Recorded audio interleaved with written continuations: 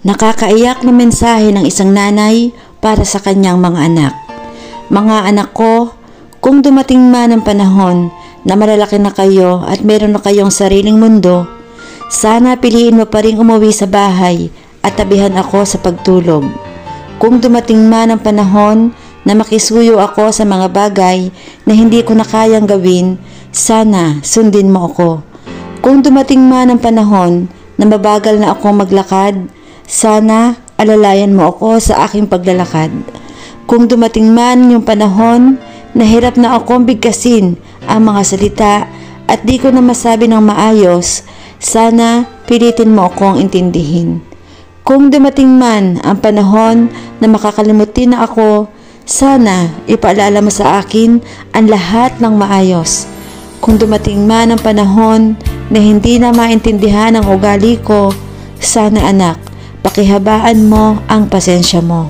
Sana habaan mo ang pangunawa mo, gaya ng mga panahon na hinabahan ko ang pasensya sa tuwing hindi kita mapatulog noong sanggol ka pa.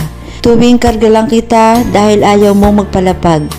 Noong panahon na inalalayan kita sa paglalakad, hindi ako umalis sa tabi mo sa bawat hakbang mo upang maalalayan kita kung ikaw'y matutumba.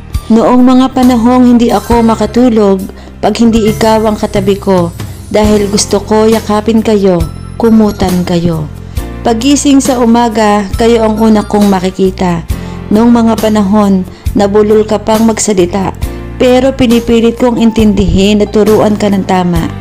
Noong mga panahon na ang dami kong ginagawa pero gusto mong makipaglaro, may mga gusto kang kunin na hindi mo kaya. Mga anak, huwag niyo sanang kalilimutan lahat ng aking itinuro. Ipamana mo ito sa aking magiging apo. Dumating man ang panahon na wala na ako, lagi mong iisipin na ikaw ang pinakamamahal ko sa buong mundo.